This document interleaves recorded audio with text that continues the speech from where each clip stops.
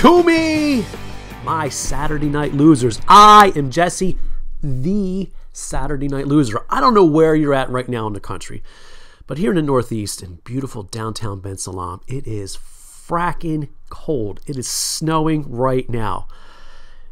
I know it's December. I know it's the first week of December and his winter's coming, but it's way too early for it to be snowing. Anyway, I'm not here to talk about the weather because I am not a weather individual. What I am is here to talk about toys and comics and shit like that. So, I have once again a very mediocre show on tap for you. We are going to look later on, check this out. We're going to open up this bad boy. Let me send it over to you. This is a Mattel Total Heroes Ultra Firestorm figure. I cannot tell you how long I've been waiting to get this figure, and I finally got my hands on it. But wait, there's more. And that more comes in a new segment. In the form of a new segment, yes! We have a new segment with our friend Khalil from Caster's Corner. Excuse me, he's going to talk about... I hope he's going to talk about this X-Men deal, but we'll find out soon enough. That's all coming up. But first, let's talk about what the reason you're here, and that's news. Part of the news is, I don't know what that noise that just came out. It was like, eh. Anyway, one of the most interesting stories of the week, if not the month, was this. Check this out. Let me send this over to you. Quentin Tarantino is being reported as having pitched to J.J. Abrams and Paramount a movie idea for Star Trek. Deadline is reporting that. It's supposedly going to be based in Abrams' Kelvin timeline. You know, that whole Abrams verse with Tarantino. One of Tarantino's qualifications that it be, just making sure it came back to me, that it be rated R. This thing, I think this thing is happening. Like, that rated R bit Deadline reported yesterday. There are rumors of scribes attached. I hate that word scribes, but what else you can do? Writers for the movie. This thing might happen that there's even rumors that Patrick Stewart, Jean-Luc Picard himself, Patrick Stewart will reprise his role as Captain Jean-Luc Picard if Tarantino directs this movie. That's awesome. One of the things you can expect from this movie, if it all comes to fruition, is all those annoying lens flares, all that white lights gone. In its place, a shit ton of foot shots. Because, you know, Tarantino's got a foot fetish. Is this thing on? Is it? Anyway, oh, here. I had a picture of... I keep wanting to say Jon Stewart. That's Patrick Stewart in his role as Jean-Luc Picard. Sorry, I missed that. But what are you going to do? This is live, and shit happens when it's live. One of the things, let's move onward. One of the things that I have covered since I started this Saturday Night Losers in 1973 is this whole Disney Fox deal. 1 week it's on, the next day it's off. Well, not only is this son of a bitch on, it could be a done deal by this Christmas 2017. Who's reporting this? Variety is reporting that this deal could be done by Christmas 2017. They are also reporting that Disney is negotiating the deal to be worth $74 billion. My friends, I said billion, not a million, a B. $1 billion, $74 billion. You can't, how can you possibly fathom such amounts of money? I can't. But included in that $74 billion deal, it could go as high as 80, by the way. 20th Century Fox Films, Fox Studios, FX Network, and Nat Geo channels. That's just some of the goodies that are going to be included in this deal. But to the geeks like you and me, most importantly, you know, I keep forgetting to send this stuff over because I'm yakking. That's the picture of the two of them, the two companies. But what's important to you and me, of course, X-Men and Fantastic Four. But here's the thing, while everybody is jerking themselves off about the possibility of the Fantastic Four and the X-Men being in the Marvel Universe, there's something you guys forgot about. This is what you forgot about. Disney is now going to own The Simpsons. My mind is blown. I mean, could you imagine we might actually get Itchy and Scratchy Land? I mean, seriously, right? Itchy and Scratchy Land, could you imagine? Where everything is meant not to destroy, or it's the most violent place on earth. I wish that Lara Jetto were here so he could tell me what the actual slogan to Itchy and Scratchy Land is. But there is TGI McScratchies. TGI McScratchies, where every day, every moment is New Year's Eve. That's one of the best episodes of The Simpsons. But it's not just The Simpsons either. I am back on me. We're talking Futurama. We're talking American Dad, King of the Hill, all that animation stuff. Movies like Titan AE. I am neglecting my duties here. Movies like Titan AE, and of course the Ice Age series. My friends, that is a metric shit ton of properties. And to borrow a Simpsons quote, I'm going to bastardize this. I, for one, welcome our new entertainment overlords. Yes. Okay. Speaking of Marvel, did you guys see this week?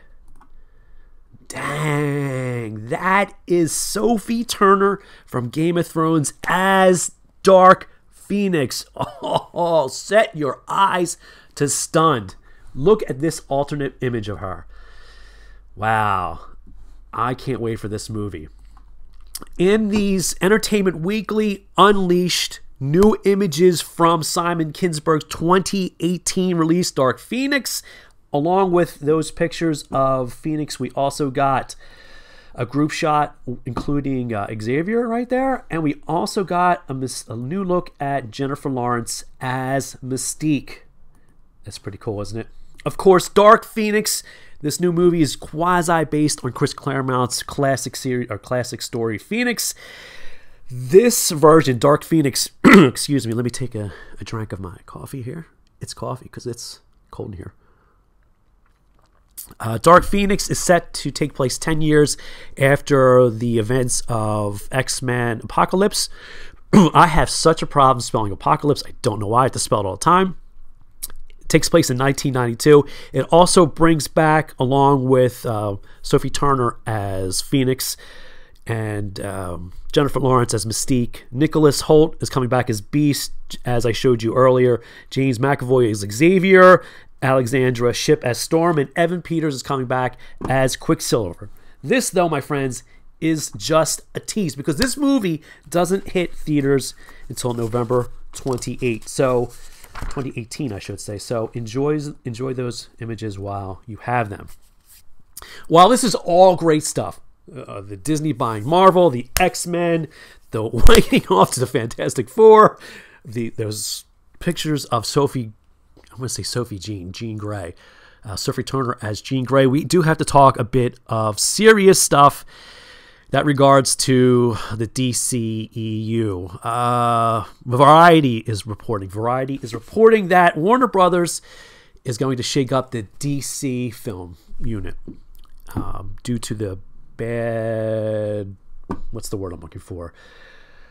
God, I lost the word. The bad reception. That's the word I was digging for. Whew, nothing like dead air. The bad reception that Justice League got. John Berg, who's been running DC Films this whole time, is out with no one being named as his replacement just yet. This is all going to start taking place. This overhaul is going to start taking place in January 2018.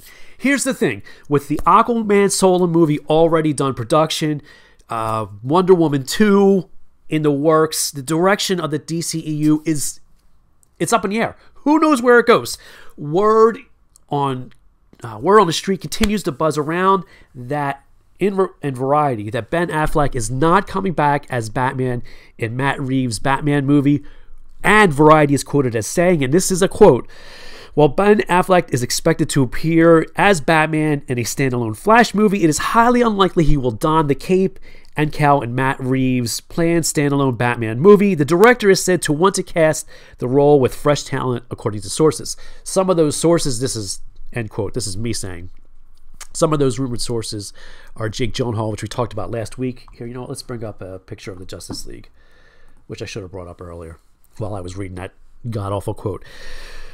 What was I saying? Oh, Jake Gyllenhaal is Batman, and John Hamm could also be in the works as Batman. I told you last week how I feel about Gyllenhaal. John Hamm, though, I don't have a problem with that. The only thing is, actually, I think John Hamm would probably be a good Batman. He's getting old. If the point of not having Affleck anymore was that he was old, John Hamm, I think, is about as old as Affleck, if not close. So we're not going young here. Gyllenhaal might be the way to go. More coffee drinking for you. So, all this being said, what does it mean? I have no fucking idea where they go. The only thing that makes the most sense is this. I'm going to send it over to you. Flashpoint. What they can do right now is use Flashpoint, the storyline, to reboot the whole thing. I mean, not just reboot, keep the pieces that make sense. Right now, what makes sense is keeping Aquaman. He was great.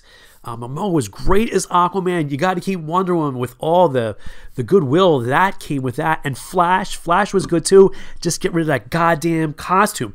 Flashpoint could happen because Jeff Johns, who originally wrote the story, is staying as DC Entertainment's chief creative officer, who worked with John Berg on many of the DC films. So Flashpoint could happen.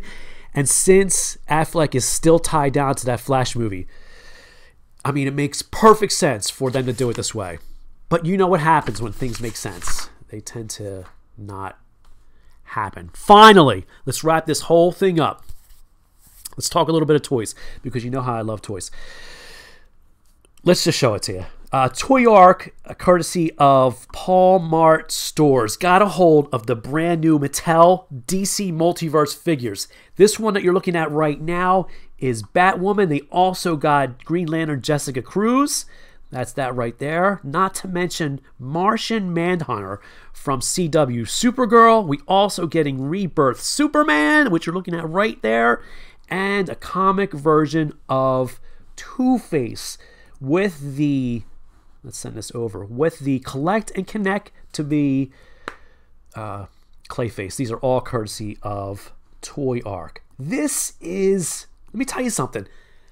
Mattel finally seems to be firing on some cylinders here. Look, if you know me, and I know that you don't, you know that I am a mark for DC Collectibles. Man, I love DC Collectibles. I love all their stuff.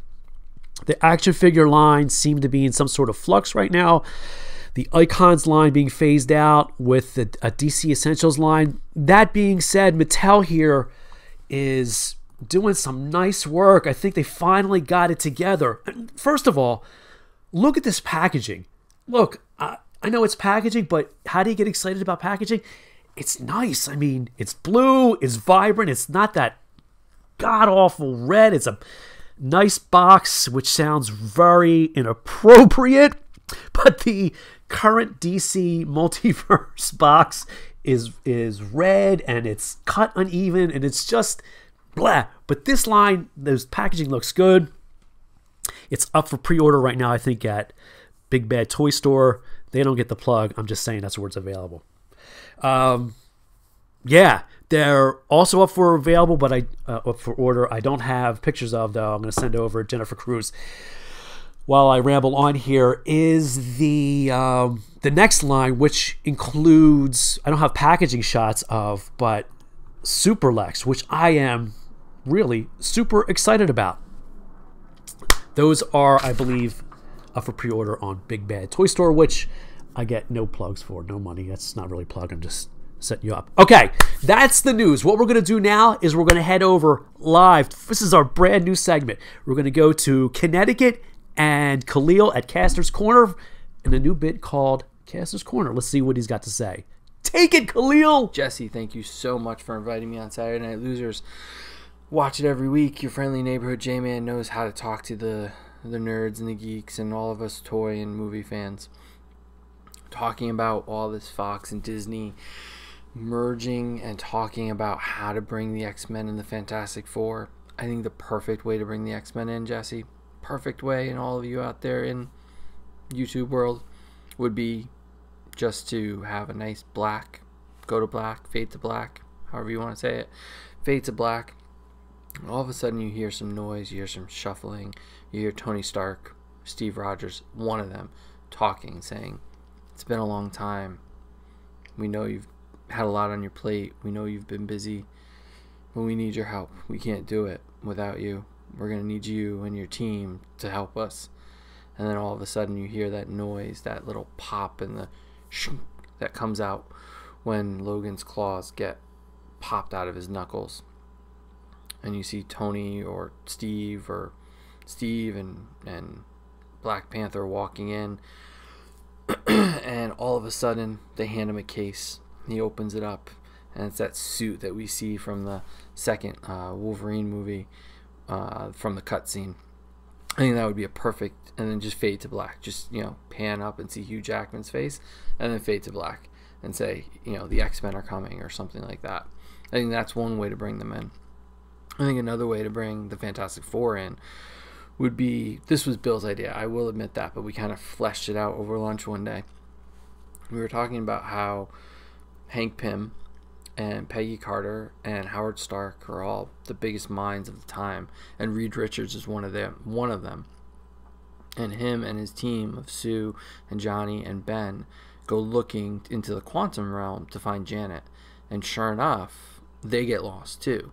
And then you flash forward all the way to present day, and a portal opens after Janet pops out of the latest Ant-Man movie, Michelle Pfeiffer, and they come as, again, an after-credit stinger, and nobody recognizes them. But they all have powers. Johnny flames on, Ben's rocks, Sue's invisible, Reed stretches. They all get a little tease of their powers, and they walk up and they look at a newspaper and they realize what day it is, what year they're in, but nobody knows who they are. And they maybe see in the headlines, the aftermath of Thanos on Earth or something like that, and they're going to come in and help out. I think that would be a really fun way to bring them in. And then finally, my last theory, and I think that's a big one, is the whole idea that the Skrulls are going to be in Captain Marvel in the next couple years. And Jesse, I know you're psyched about this. Jessica Chastain is in the X-Men Dark Phoenix saga movie, and she is rumored to be playing the Skrull Queen. So all of a sudden, from Secret Invasion, when that shuttle comes down and all these heroes pop out, and you see Reed, and you see the Thing, and you see Professor X, and you see Wolverine, and they all come out of the ship and they ask what year it is, and you realize that the Skrull had captured them and nobody knew that they were gone, and kind of wiped them from the memory, and they come in, and it's just this huge battle sometime during Phase 4. I can't even imagine having them all on the screen at the same time. And it's all good, because I'm sure with the return of the Fantastic Four and the X-Men to that universe, we're going to see comic books, we're going to see merchandise. Fantastic Four won't be relegated to Walgreens to get your Marvel Legends figures. The X-Men will have more than one wave a year. I mean, the possibilities are endless for all of us, so it's only better. So, Jesse, thank you again. Really fun. I want to do this again. We got to do more stuff. And back to you. And I can't wait to see what you open tonight, so make it a good one. I have a feeling I know what you're opening, and it's a pretty impressive figure. And if it's not the one I think you're opening, it's still an impressive figure, but I'm the one that talked you into that one. So see you later. Thanks. Welcome back. Okay, so let's get to the toys. 2013. The year was 2013. Back when I was a child in 2013. No, I wasn't a child. I was still a goddamn adult. Mattel came out with this Total Heroes line. Now, here I don't know if you can see them right here. I brought them out here on purpose. That's Green Lantern.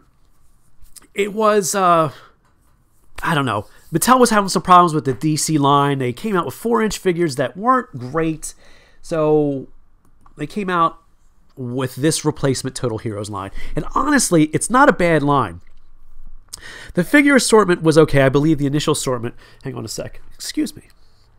This is when I need some drinking music. You just entertain yourselves for a moment. Mattel came out with this Total Heroes line, the initial assortment was Batman, Superman, Green Lantern, Flash, and Sinestro. I don't have a problem with Sinestro. I just thought that was an interesting choice. The figures, I don't think were that bad. I think the problem was Superman, first of all, was a terrible figure. The other ones were okay, but totally missed the mark on Superman. I think the price point was too high. I believe they were in the range of $9.99 to $12.99 for a figure like this that's got, I mean, it's not bad. It's not horrible. Here, let me give you a close-up of it. It's a good stylized figure, and it does have some decent points of articulation. I just don't know why. Actually, it's got a lot of nice points of articulation. I haven't used this figure in a while. Here, I'm manhandling it. You should be looking at it. There you go. The line just wasn't well received, and this was the initial assortment. But they came out with a few deluxe figures. Let's send this over to here so you can get a look at this. They came out with a few deluxe figures, one of which being Firestorm, another one being Cyborg. The problem is they were only available online, and they were $20, which $20 for a figure is, I feel, a lot. I have this theorem, I forget the name of it, where the price of a figure, is it worth my money? And while I really wanted this figure, which is still in the box, which I'm going to open up in a second. You know what? Fuck it. Let's open it up. While I really wanted this figure, I wasn't going to spend $20 for it because you know why? Shipping. With the shipping, especially from Mattel, it was like $10, so you're spending $30 for this. Now, really, it is, looking at it now, it might have been worth $30. Let me give you a close-up of it. Let's give you a close-up of this bad boy. Yeah, there you go. This is awesome. So I, through 2013, through current, let's bring this back to me. I wished and I regretted not getting this figure. I looked on eBay a bunch of times, but again, I'm not spending $30 for this figure. Now, this figure comes with Ronnie Raymond, the original Firestorm, and he also comes with an alternate translucent head. And, God, I can't believe this. I forget his name now. Oh, shoot me. The new Firestorm. That's bad. I forget. Oh, well, tell your friends that I forgot the new Firestorm's name. Anyway, he's here as well. And he's on The Flash, too. Legends of Tomorrow. God, I can't remember his name. Anyway, I should look it up real quick. But I'm not. We're going to carry on. So I didn't get the figure, right? Because, again, I'm not spending that much money on it. Lo and behold, I go into GameStop. GameStop all of a sudden has become this place of magical toys. Oh, wait, did you hear that? Is that devalue? If I had my soundboard, you'd hear devalue. Because Think Geek bought GameStop or vice versa. Now some of the stores are becoming half GameStop, half Think Geek. All awesome as far as I'm concerned. This Firestorm was in... Hang on a second. Just bear with me. There we go. Let's get rid of that. This Firestorm figure was in, which was only available through mail order. I'm getting there, folks. Was in GameStop. And I saw it a couple weeks ago when I went to get the Back in Black Deadpool. And I'm like, oh my God, I got to get this. But again, $20. So, whatever. Yesterday, I go to GameStop to get more toys. I have my handy dandy wire nippers. Look at that. Right? And I'm like, screw it. I'm getting it because I got gift cards. It was my birthday. I got GameStop gift cards. You forgot my birthday. Anyway, this son of a bitch that I just devalued, that I'm going to zoom in on right now, this son of a bitch was half off. I got this guy for $9, and I almost paid $30 for him.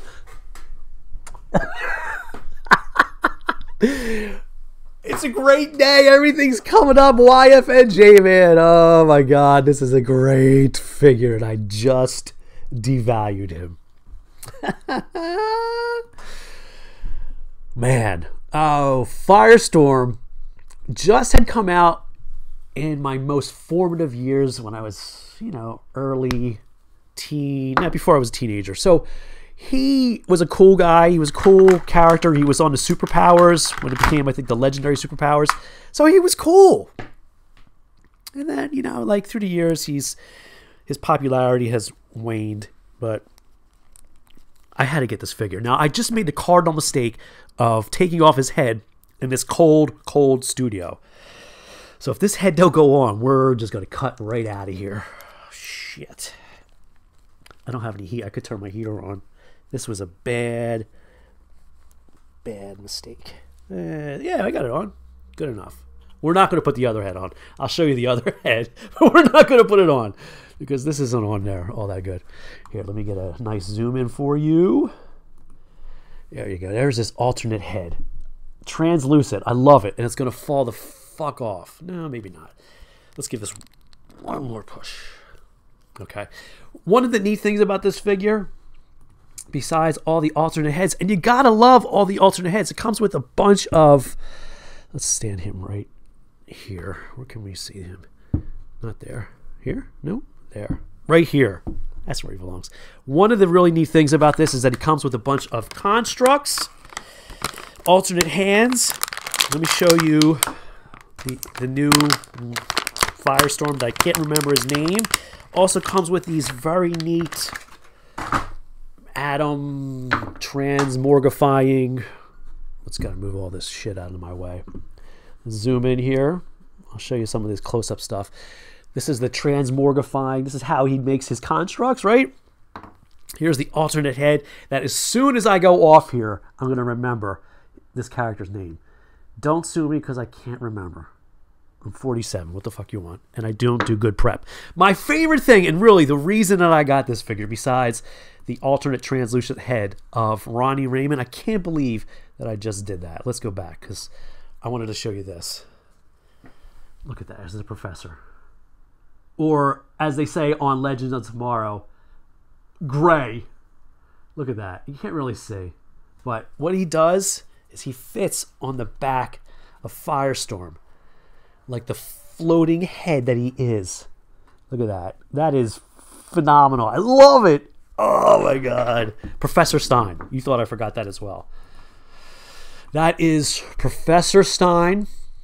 Oh man. And he's just like I showed you on the Green Lantern figure. Plenty points of articulation.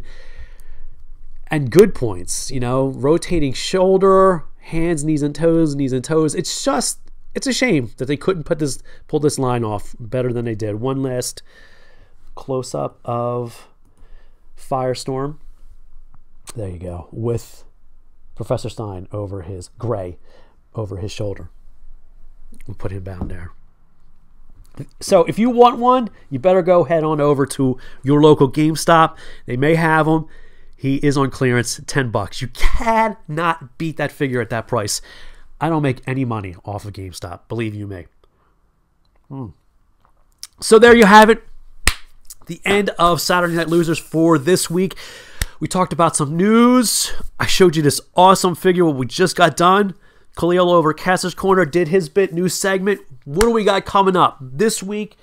Hopefully this week we're going to have a new red chair show. I was going to say a red toy show where we talked about these. These are Jakks Pacific Big Figs figures. This is Rey from Star Wars The Last Jedi, which is coming in theaters very soon. Behind me, I don't know if you got a look there. Praetorian Guard, Kylo Ren. All pictures. That's what I meant to tell you about this cat. This cat being Firestorm. Plenty of pictures of everything. The whole mess. On my site, the-newsbox.com. And one other thing. Oh, God. I wanted to open this up so bad for you guys. Oh my God. But I couldn't figure it out how to do it. I got a plan. This. Oh, this, my friends. This is why I went to GameStop. Oh, so precious. This is a Nerf rival Deadpool blaster set. It is phenomenal. It has made my life complete. The only problem is I'm not going to talk about it right now. We'll talk about it next week in a special segment. That's next week on Saturday Night Losers. There you have it. We're done. Thanks to Khalil. Thanks to you. Tell your friends. Tell your neighbors. Tell your crotchety old grandmother all about Saturday Night Losers. See you next time.